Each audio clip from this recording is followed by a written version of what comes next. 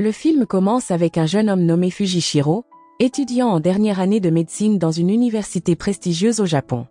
Bien qu'il étudie la médecine, cela ne signifiait pas que Fuji venait d'une famille aisée.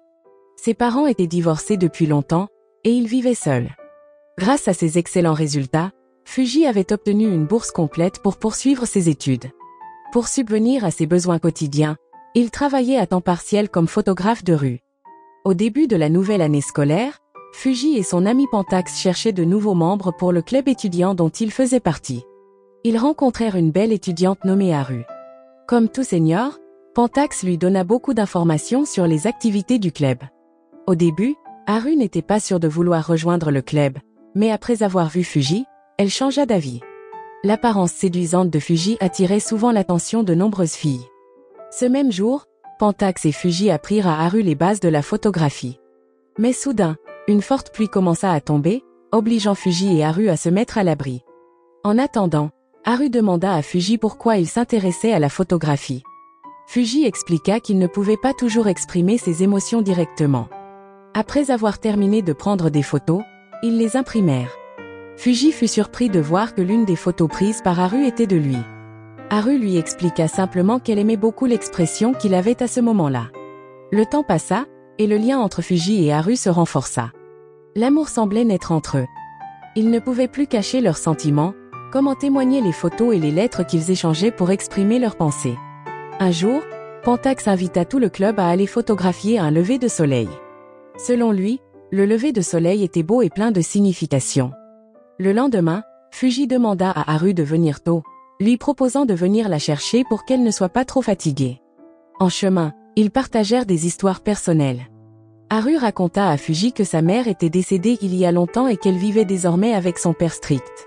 Haru avait repris le rôle de sa mère pour s'occuper de la maison. Fuji, de son côté, expliqua que même s'il semblait agréable d'avoir un endroit où rentrer, sa vie lui semblait vide et solitaire. Il pensait que, malgré les tensions dans la maison de Haru, au moins ce n'était pas aussi silencieux et vide que chez lui. C'est pourquoi les membres du club comptaient plus pour lui que sa propre maison. En observant le lever de soleil, Haru fut émerveillée par sa beauté.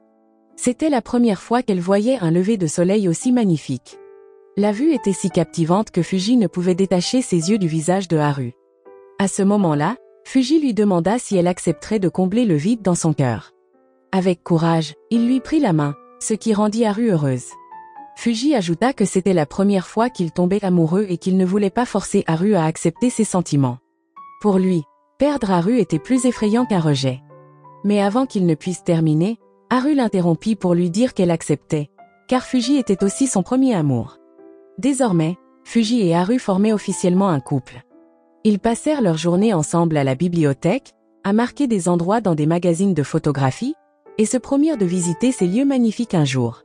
Cependant, Fuji trouva que ce futur était trop loin.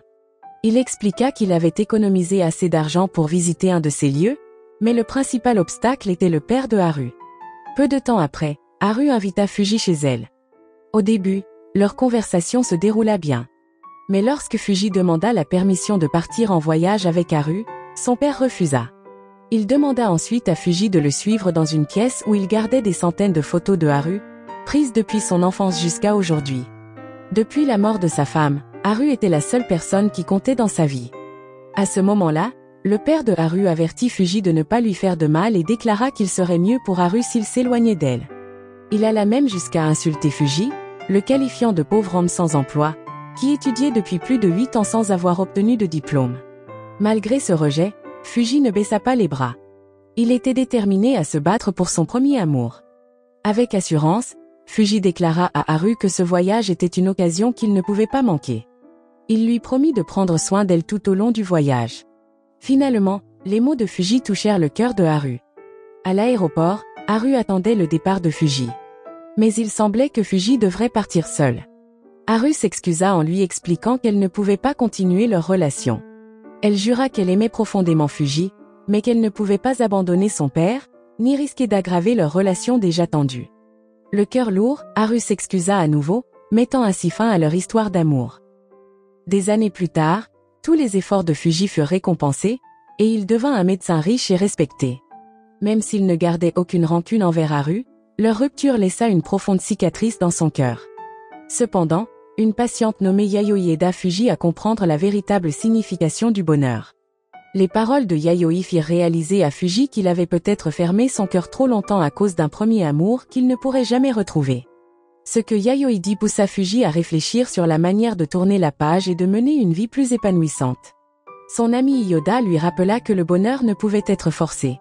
Si Fuji continuait à chercher le bonheur dans le passé, il ne le retrouverait jamais.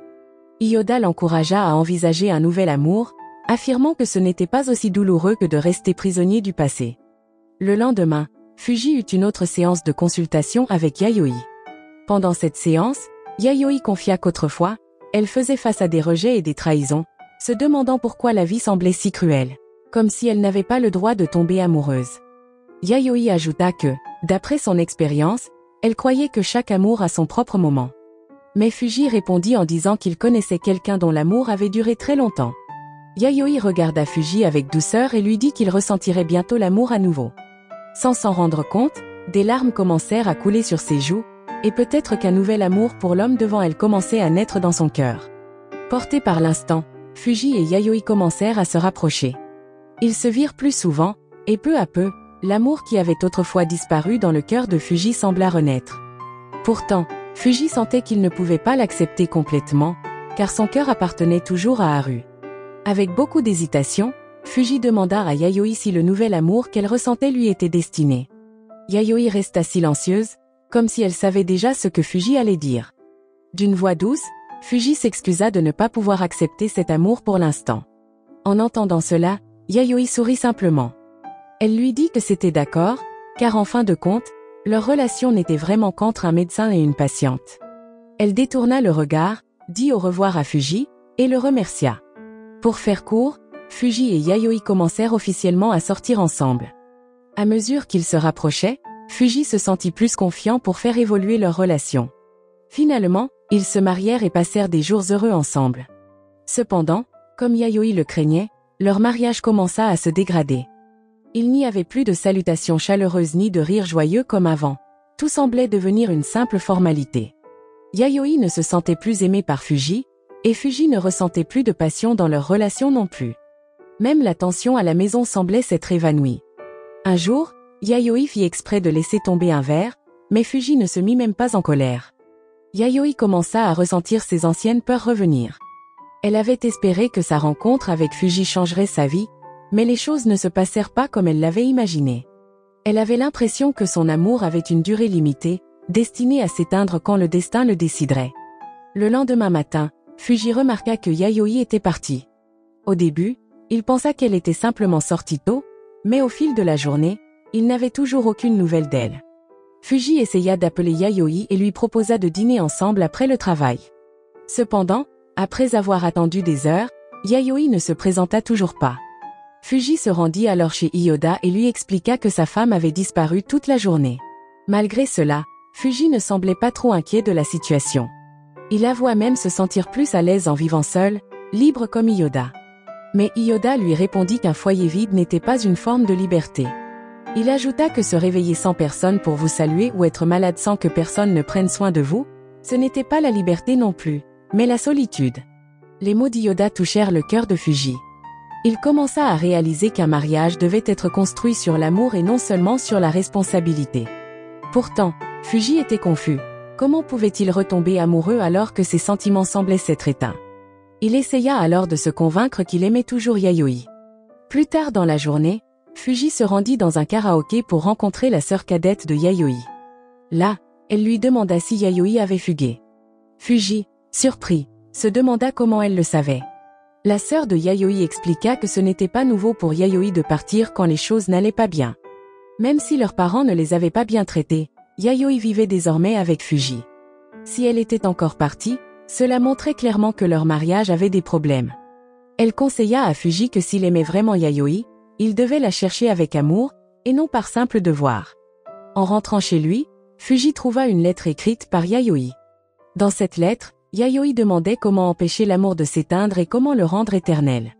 Elle écrivit que leur relation avait été heureuse au début, mais qu'avec le temps, leur amour avait commencé à disparaître. Yayoi se demandait ce qui avait poussé Fuji à tomber amoureux d'elle au départ et pourquoi ses sentiments avaient disparu. À la fin de la lettre, Yayoi répétait sa question. Comment empêcher l'amour de s'éteindre? En lisant la lettre, Fuji fut submergé par l'émotion.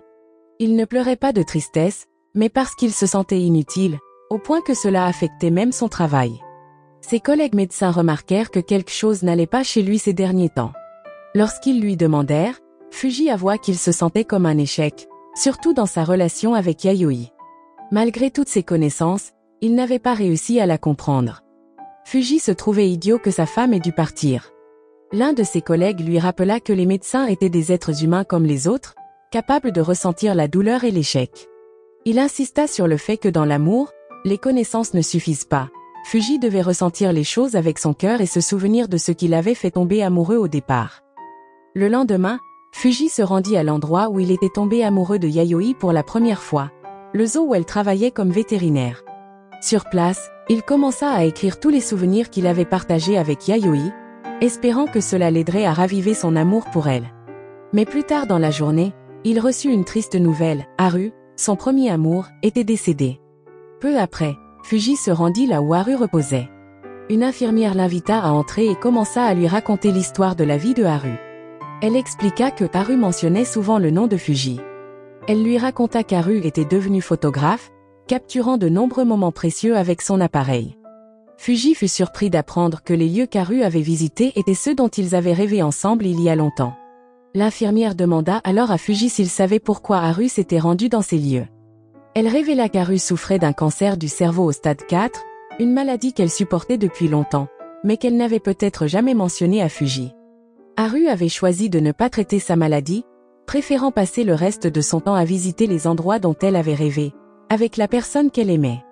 Haru regrettait d'avoir refusé l'invitation de Fuji dans le passé, se sentant freinée par ses peurs, et d'avoir renoncé à le poursuivre. Même si elle avait vécu avec ses regrets, elle se demandait s'ils avaient encore un sens à présent. Quand l'infirmière remit à Fuji les affaires d'Haru, elle mentionna que l'amour d'Haru pour lui durerait pour toujours. Cela laissa Fuji partager entre ses émotions. Bien qu'il ait commencé à ressentir un nouvel amour, les souvenirs d'Haru revinrent en force.